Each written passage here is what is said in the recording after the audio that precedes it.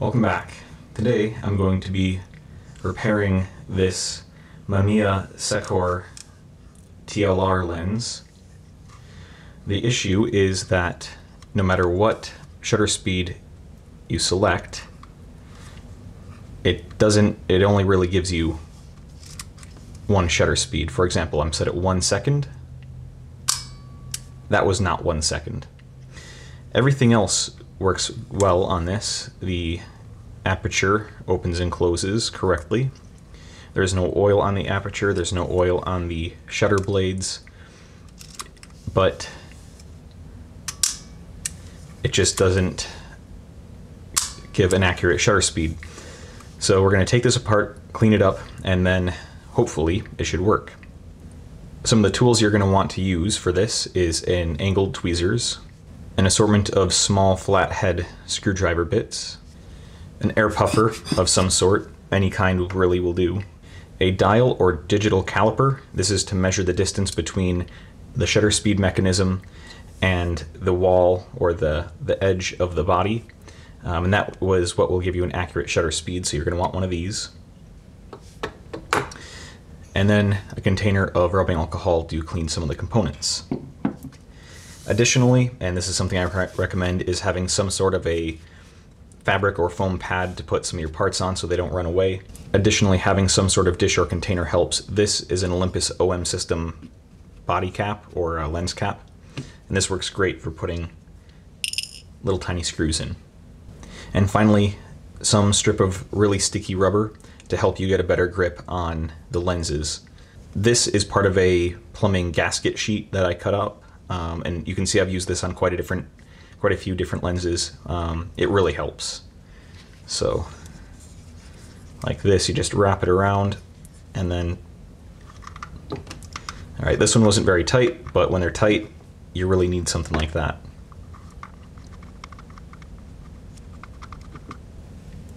All right, something very important is that this part of the lens group, it is concave, but the lens goes all the way to the outside. So when you set this down like this, it's directly on the lens. So don't set it down that way, set it down on the front. And now we have the shutter blades exposed, and we have a tiny screw right here. Let me zoom in. So right here, there's a set screw, and what that does is prevents this castellated ring from unscrewing.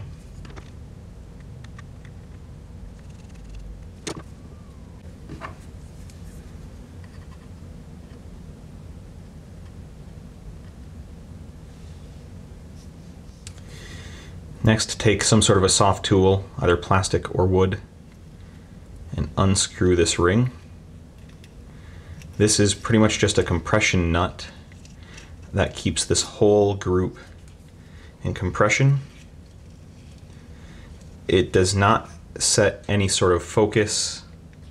It's not that important. All it does is it will adjust the tension on the shutter and more so the aperture.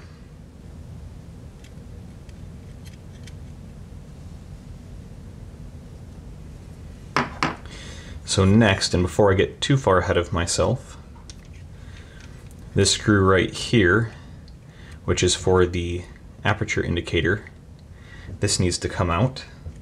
And for this, I'm going to use a 1mm slotted driver because it's the only one that I have that's thin enough to get into that slot.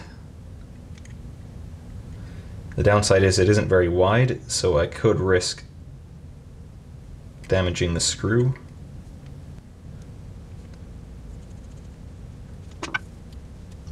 I should have mentioned before, but once you take that retaining nut out, you want to keep downward pressure on this mechanism because there is an element of this that is spring loaded and will want to come back up. So this ring right here has the notches cut into it, and that's where you'll get your clicks for your shutter speed. This feels like a really heavy stainless steel, which is really nice. And here you can begin to see the shutter mechanism. Again, make sure you keep downward pressure on this plate as you take this next ring off.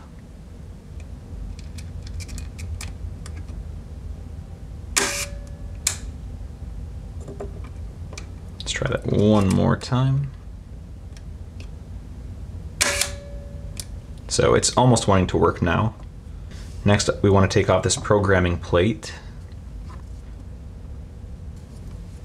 This mechanism up here is all about how this shutter release mechanism works. Underneath the cocking handle here, that's the clockwork mechanism that controls the shutter speed. So next what we want to do is take this spring and remove it, and that will release the tension in this mechanism and make it a lot easier and safer to handle. And be very careful with that because you could crush it. And before we go further, let's take note of a few different things. First, that this spring is inboard or kind of behind this plate. You want to see how this tab that comes off this cocking ring was underneath those levers. You want to note how the teeth here, the first tooth on this gear is clockwise of the first tooth on the ring.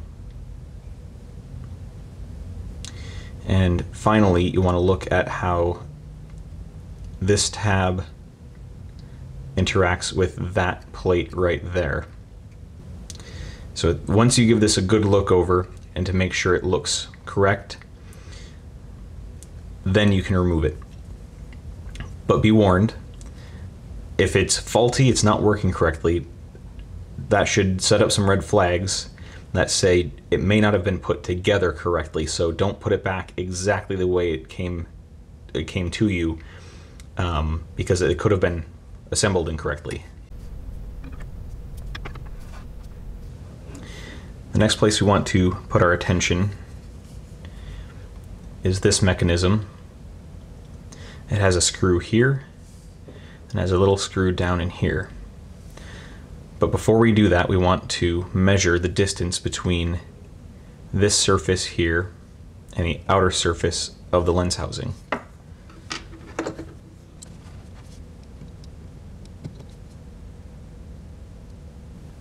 So there I'm getting almost 2 millimeters.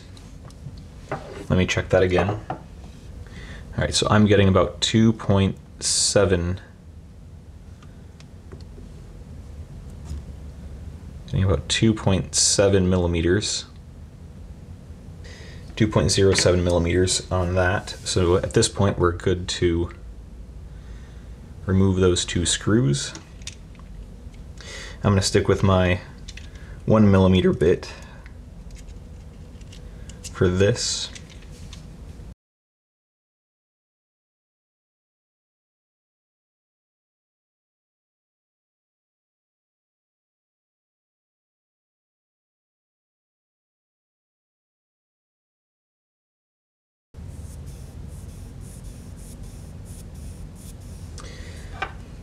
So there are two parts of this mechanism. The first one, if I press this, I'll disengage that second one. This section seems to be working very nicely. It's consistent, it's smooth, but when I engage this second set of gears here in the back, that's where it gets a little more inconsistent and a little stickier.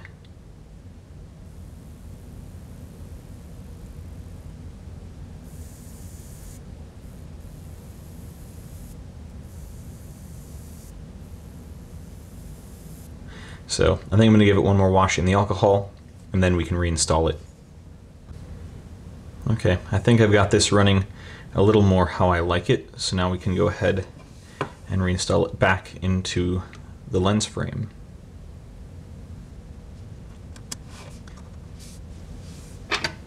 This is where it gets really tricky because this tab needs to interface with this tab over here in a very specific way, and if you don't get aligned correctly, it's not going to work.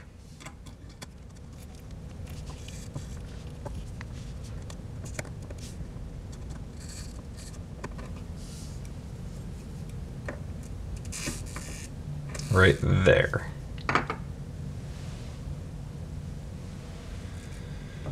So you see how that dropped further into the body? That's because you need to get that little lever rotated counterclockwise so it can touch the face of that piece right there. I'll give you a better close-up of that once I get this screwed back in. I'm going to do the long screw first since it will be easier.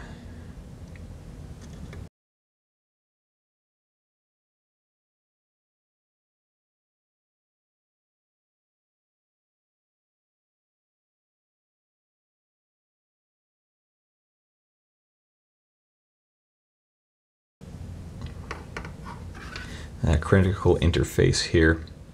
So you see this tab that's part of this mechanism, then you can see that tab there.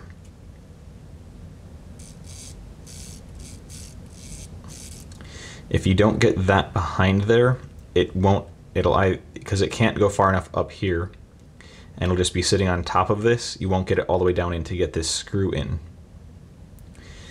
So it's not that tricky, really.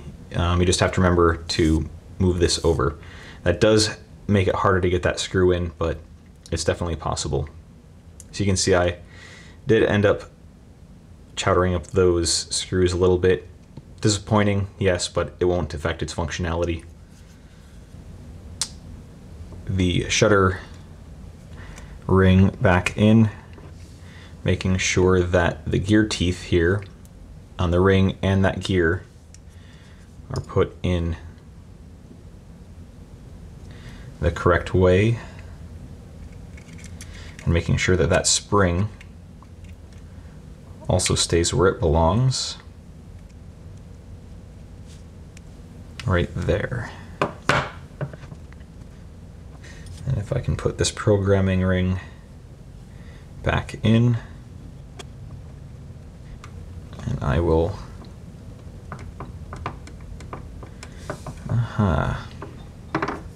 So I must have missed something because this lever doesn't want to move. So something has this jammed up.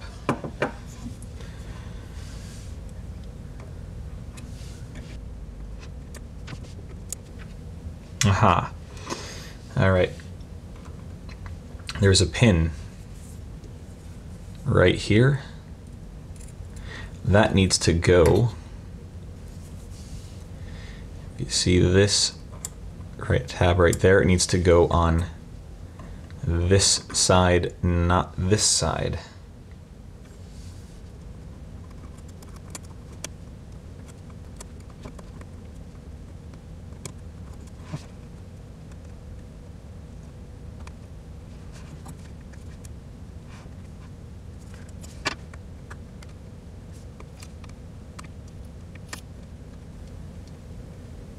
Okay, now I've got it.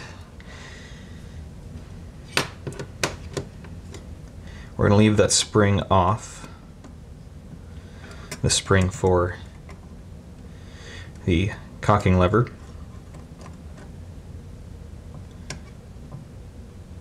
And right here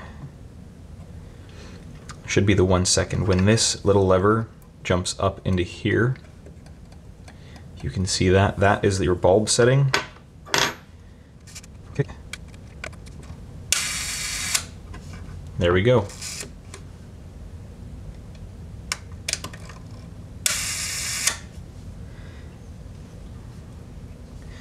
That is fixed. So we'll put it back together to verify all the other shutter speeds. But if the 1 second is accurate, the others are much more likely to be correct. So now I got to put this spring back on its post and make sure that the spring is into the little recess, that groove on this pin. And we can put this programming ring back in. Right here, we'll put that in the 1 second position.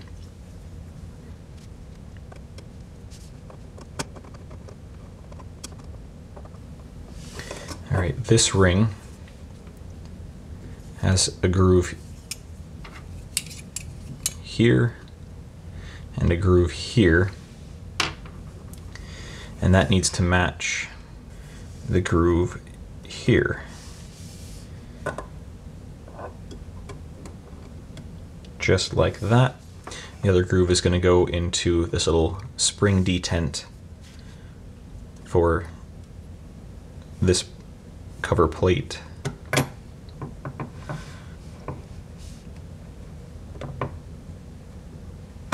Which goes in just like that. And now we can put this ring back on. Now this ring, if you can see, it has that step. That step needs to go downwards. The flat side needs to be towards you as you're putting it back together. Again, use a soft tool. Plastic or wood is best for this. Whatever you do, do not cross thread this.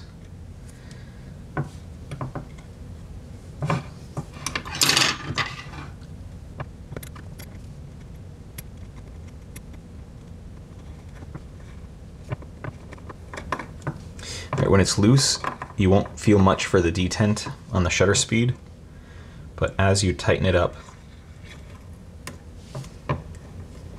you're going to start to feel those detents become a little stronger. So that there's a little too tight. Still a little too tight for me. Yeah, that's getting a little closer. All right, I'll start with that.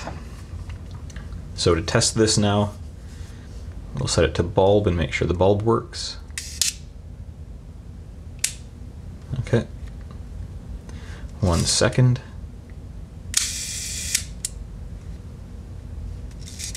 Two seconds. Sorry, half a second. Next will be a 1/4 second. 1/8 of a second. 1/15. 1/30.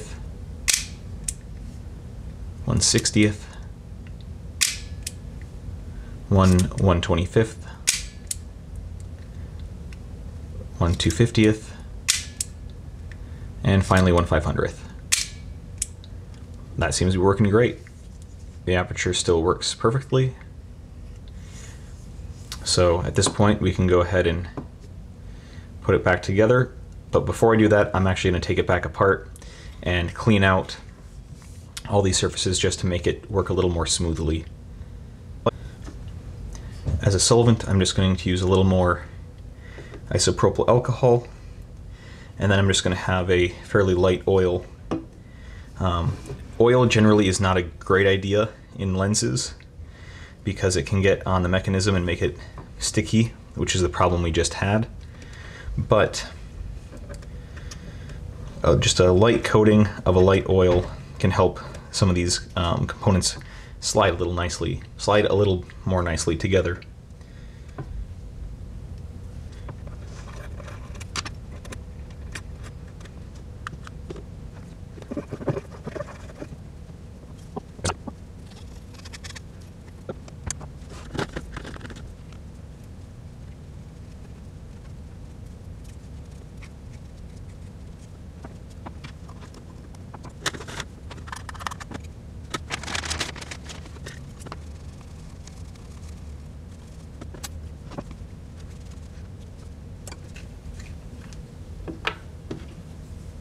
So now what I'll do is just take a Q-tip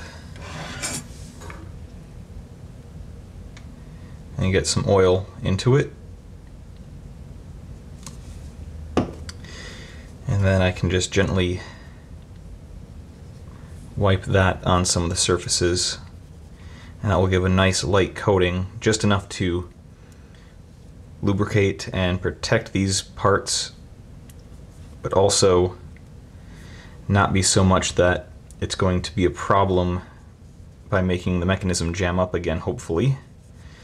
But if it does, if it starts to not work, then all we have to do is take it back apart, clean it up again, and then put it back together. Hopefully, as you've seen here, it is not difficult to clean these.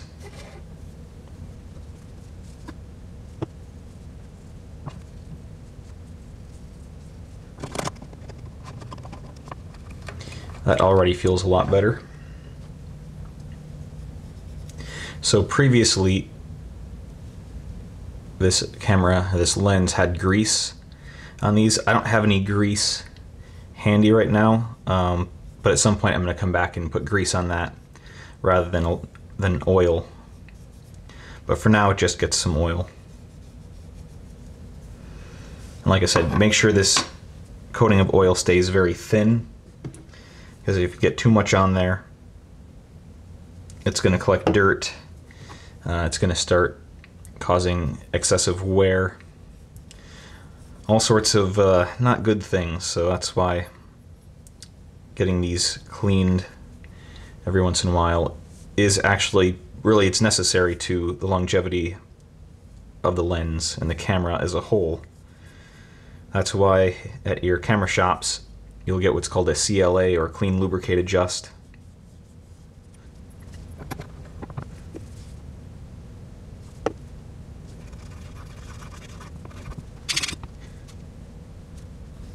The only part here I'm going to put a little more oil on is this ring, because it looks like it's blued carbon steel, and I really don't want that rusting because it's going to be impossible to find a replacement.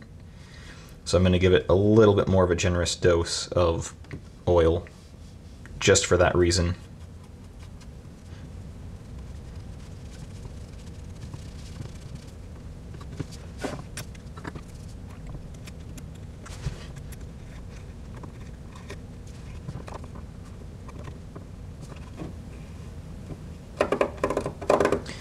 There, I like that. Just make sure that you, when you're adjusting this, you line up one of the openings on this ring with that screw hole. At this point, I can try and get that back into place, but this is a very, very tiny screw, and I don't want it landing on the shutter.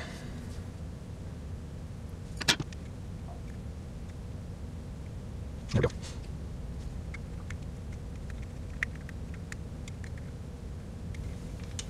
That screw does not need to be particularly tight, it's just here to prevent that ring from turning. So at this point, let's see if I can... These shutter blades are incredibly delicate, so be very, very careful with them. Make sure that your lens is free of any dust. And once you're sure that it is, you can screw the lens back in.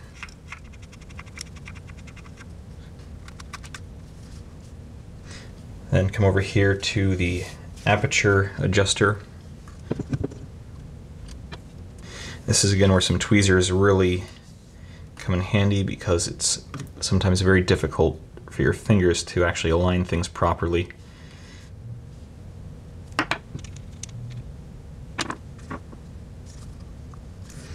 Alright, let's do one more test of the shutter mechanism, make sure it still works after it's been reassembled.